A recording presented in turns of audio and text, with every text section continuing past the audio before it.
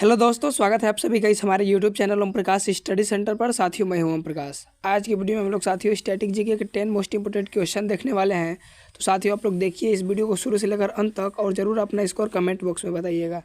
साथियों, हम लोग बहुत विस्तारपूर्वक इसको हम लोग अध्ययन करेंगे, तो आप लोग ज़रूर वीडियो को शुरू से लेकर अंत तक देखिएगा।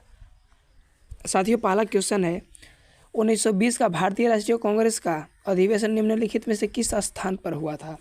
तो देखिए साथियों, 1920 की भारतीय राष्ट्रीय कांग्रेस की जो आयोजन हुआ था साथियों, नागपुर में हुआ था, यानी option number D right answer होगा। और देखिए इसके बारे में बताता हूँ। भारतीय राष्ट्रीय जो कांग्रेस है साथियों, इसका जो स्थापना हुआ था 28 दिसंबर 1885 ईस्वी को हुआ था।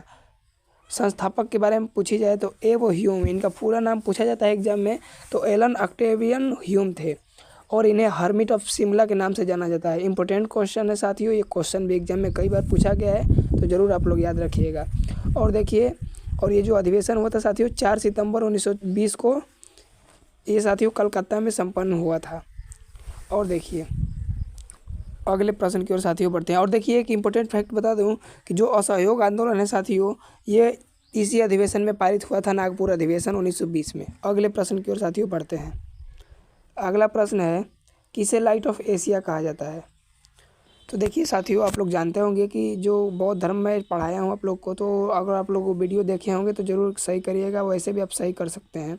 तो जो बौद्ध धर्म के संस्थापक थे साथियों, गौतम बुद्ध जी को लाइट ऑफ एशिया कहा जाता है, यानी ऑप्शन नंबर ए राइट आंसर होगा। अच्छा, सबसे पहले इनको कौन बोला था लाइट ऑफ एशिया। तो साथियों एडविन अर्नेस्ट द्वारा लिखी गई पुस्तक में साथियों इनका ये कहा गया है, एशिया की ज्योति, लाइट ऑफ एशिया कहा गया है। अच्छा, बौद्ध धर्म की स्थापना, इनका जन्म पूछा जाता है तो 563 ईसा पूर्व कपिलवस्तु के लुम्बिनी में, और इनका निधन पूछा जाता है तो 483 ईसा पूर्व कुशीनगर या कुशीनारा यूपी में। साथियों याद रखिएगा। और बौद्ध धर्म के संस्थापक कौन है, ये भी क्वेश्चन पूछता है, तो गौतम बुद्ध जी हैं। इनके बचपन का नाम क्या था साथियों, तो सिद्धार्थ, बचपन का नाम सिद्धार्थ था। इंपॉर्टेंट है, याद रखिएगा साथियों। और इनके प्रथम गुरु कौन थे, तो अलार कराम थे। और साथियों इनके प्रथम जो है शिष्य कौन थे, आनंद, आनंद इनके साथियों बहुत प्यारे शिष्य थे, याद रखिएगा। अगले प्रश्न की ओर साथियों बढ़ते हैं। और देखिए यहाँ स्वामी विवेकानंद जी के बारे में दिया है। आज युवा दिवस है साथियों, तो युवा दिवस की ढेर सारी हार्दिक शुभकामनाएं। आज 12 जनवरी है, तो युवा दिवस की ढेर सारी हार्दिक शुभकामनाएं। अगले प्रश्न की ओर बढ़ते हैं। अगला प्रश्न है, मानव शरीर की सबसे बड़ी हड्डी कौन सी है। साथियों आप लोग जानते होंगे कि जो मानव शरीर की जो सबसे बड़ी हड्डी है साथियों, वो फीमर है, जो जांघ की हड्डी है साथियों, यानी femur right answer, option number C right answer होगा। सबसे छोटी हड्डी पूछा जाए साथियों, तो स्टेपीज, जो कि कान की हड्डी है, ये भी क्वेश्चन बनता है साथियों। अगले प्रश्न की ओर बढ़ते हैं। अगला प्रश्न है, श्रीलंका में गृह युद्ध कब समाप्त हुआ था। तो देखिए साथियों, श्रीलंका में जो गृह युद्ध है साथियों 2009 में समाप्त हुआ था, यानी ऑप्शन नंबर ए राइट आंसर होगा साथियों। 1909 में क्या हुआ था, मार्ले मिंटो सुधार एक्ट पारित हुआ था, आप लोग याद रखिएगा। अगले प्रश्न की ओर बढ़ते हैं। अगला प्रश्न है, भारत का सबसे छोटा राज्य कौन सा है, क्षेत्रफल के हिसाब से साथियों पूछ रहा है। तो क्षेत्रफल के बारे में बात करी जाए तो गोवा क्षेत्रफल की दृष्टि से भारत का सबसे छोटा राज्य है, यानी option number A B right answer होगा।